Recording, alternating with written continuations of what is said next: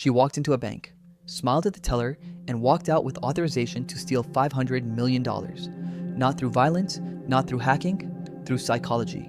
Her name was Schaumburg, and her story reveals something terrifying about how banks actually work and how anyone could exploit them. Stay with me, because in the next 10 minutes, I'm breaking down exactly how she did it, why the banks didn't catch her, and what this tells us about security in 2026. Schaumburg wasn't a hacker. She wasn't a criminal mastermind with an elaborate plan. She was a bank employee, more specifically, a loan officer at a major regional bank. From the outside, Anne looked like anyone else. Nice house in the suburbs, 2 kids, a stable job. But in 2015, Anne discovered something that would change everything. The bank's approval systems trusted her, not because she was special, but because she had access and a job title that came with authority. And she realized nobody was actually checking her work. It started small. $50,000 here, $100,000 there, unauthorized loans to fake accounts. But over 8 years, those small thefts compounded into something massive. $500 million stolen through 1,247 fraudulent loans, making it one of the largest insider frauds in US banking history. But here's what's crazy. It wasn't complicated. She didn't need advanced hacking skills or a criminal network. She just needed to understand how people think. Here's the brilliant and terrifying part of Anne's fraud. It wasn't one big heist. It was 1,000 small ones. Here's exactly what she did. Step 1, she'd identify a customer who had legitimate business with the bank. Step 2, in the bank system, she'd create a duplicate account under a slightly different name. For example, if the customer was John Smith Company, she'd create John Smith Company LLC, slightly different but confusing enough. Step 3, she'd then approve a loan to this fake account. The loan looked legitimate because it was in their system. It had all the paperwork. It had approvals, her approvals. Step 4, the money would transfer to accounts she controlled. Step 5, the fake company would default on the loan and the money just disappeared into offshore accounts. The genius of the scheme, Anne wasn't trying to hide the transactions. She was hiding them in plain sight. Every loan looked legitimate. Every document was signed. Every account had paperwork. The bank's systems literally couldn't flag this because she was the authorization system. She had access, she had authority, she had the passwords. When the bank auditors looked at the loan approvals, they saw approved by Anne Schaumburg, loan officer. So they thought, oh, it's approved. It must be legitimate. She was the entire loan process. The numbers were staggering. By the time authorities caught her, 1,247 fraudulent loans created, $500 million and $600,000 stolen, spread across multiple banks and accounts, over 8 years without detection. Think about that, $500 million, and nobody caught her for 8 years. Now, here's the terrifying part that banks don't want to talk about. This crime worked because of basic human psychology. Psychology number 1, authority bias. People trust authority. When someone in a position of power approves something, people assume it's legitimate. Anne was a loan officer, she had authority. When the auditors reviewed her loan approvals, they saw her signature and thought, she's authorized to do this. She must have checked it.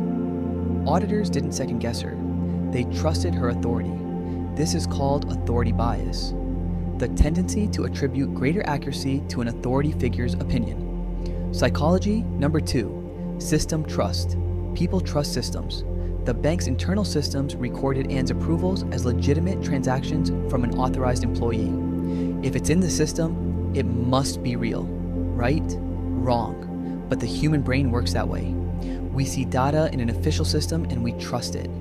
Banks have algorithms that flag suspicious activity, but those algorithms are built on rules. And Anne knew the rules. She created patterns that looked normal. Loans were spread out over 8 years, not a sudden spike. Each individual loan was small enough to not flag automated systems. $50,000 to $500,000 each.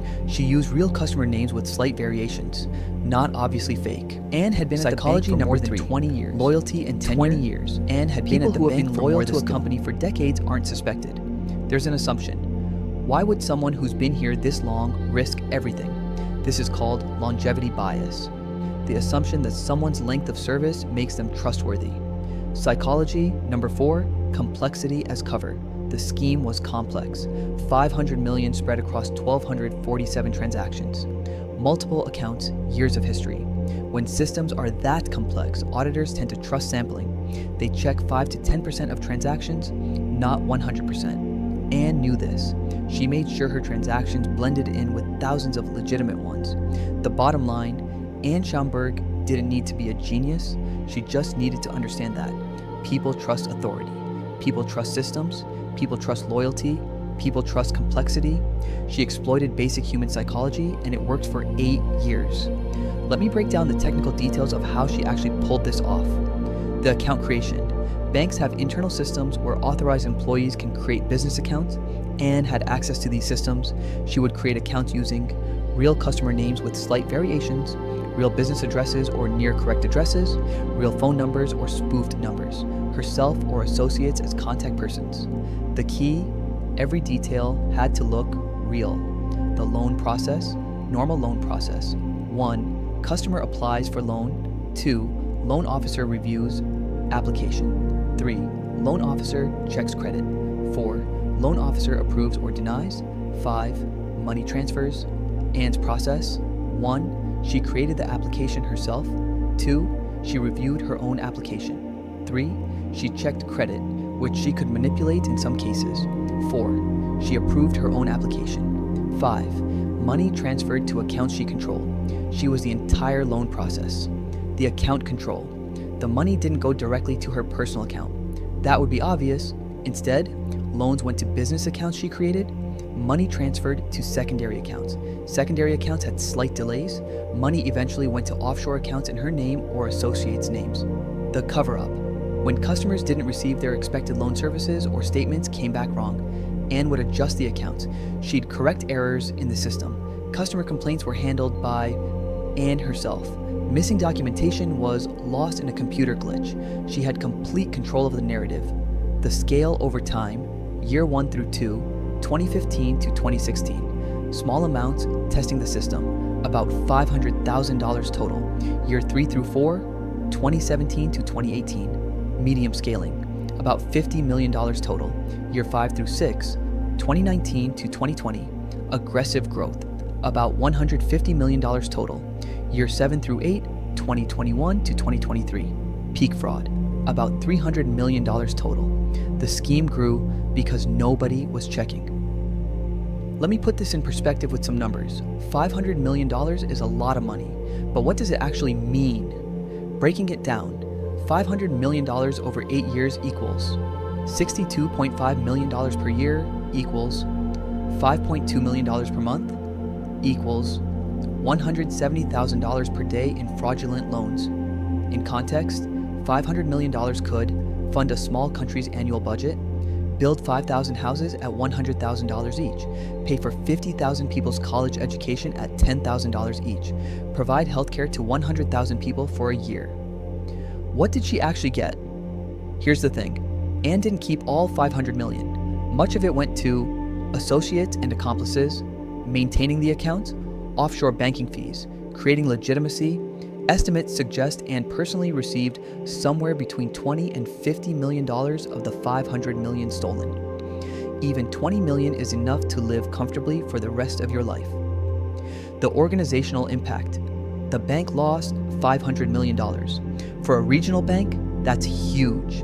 It affected stock price, customer deposits, employee jobs, credit ratings. The personal cost. When Anne was caught, 11+ year prison sentence, restitution order, approximately $500 million. She'll never pay it back. Career destroyed, family destroyed, lifetime criminal record.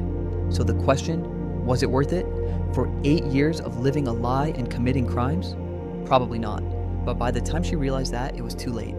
In 2023, Anne Schaumburg was finally caught, not by advanced AI systems or algorithms. She was caught because of a routine audit that found inconsistencies. When auditors finally looked at her specific transactions closely, which they should have been doing all along, the fraud was obvious. What happened? Anne was arrested in March 2023. She faced multiple felony charges: wire fraud, money laundering, identity theft, conspiracy.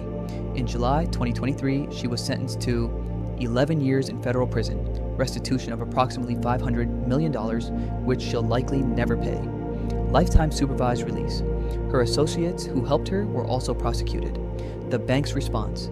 The bank immediately launched an internal investigation, implemented new audit procedures, tightened access controls, fired security-related employees, paid hefty fines to regulators. The broader impact. This case revealed a critical truth. Insider fraud is one of the hardest crimes to prevent. You can have the best cybersecurity in the world, but if the person with authority decides to exploit it, you're vulnerable. This is why banks now use multi-person approval systems, implement surprise audits, rotate employee access, monitor accounts more closely, but the vulnerability remains: trust. And trust is both a feature and a bug in any system. So what do we learn from Anne Schaumburg's story? Lesson 1, systems are only as strong as the people within them. No algorithm can catch an insider who knows how to exploit the system. Lesson 2, psychology is the easiest vulnerability. Anne didn't hack anything. She didn't need to. She just understood that people trust authority, systems, and loyalty. Lesson 3, complexity can hide crime. When you make enough transactions, some fraudulent ones disappear in the noise. 500 million didn't get noticed for 8 years because it was spread thin. Lesson 4, the cost isn't worth it. 11 years in prison, $500 million restitution, life destroyed, for 20 to 50 million gained. Not worth it.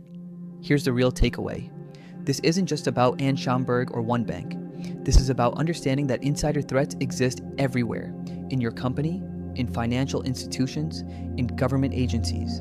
The people with access and authority are the most dangerous, and they're often the last ones we suspect. So what can you do? If you work in any organization with access to sensitive data or funds, 1, understand the system, know where the vulnerabilities are. 2, speak up if you see issues, strange approvals, unusual accounts, report it. 3, don't assume authority means legitimacy. Question approvals, even from senior people. 4, protect yourself. Monitor your financial accounts for unauthorized access. And if you're in leadership, 1, implement surprise audits. Don't announce them. 2, rotate access. Never let one person control an entire process. 3, multi-person approval. Critical transactions need multiple sign-offs. 4, monitor anomalies. Not just illegal patterns, but unusual ones. Anne's crime could have been prevented if someone had just looked carefully at her transactions.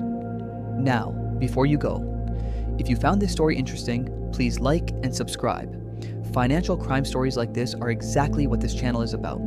Understanding how people exploit systems and why. New videos every week on financial crimes, fraud cases, and the psychology of criminals. Drop a comment. What surprised you most about this story? Is there another famous fraud case you want me to cover? And if you're interested in how to protect yourself from fraud, check out my video on how to spot financial scams linked in the description. Thanks for watching. I'll see you in the next one.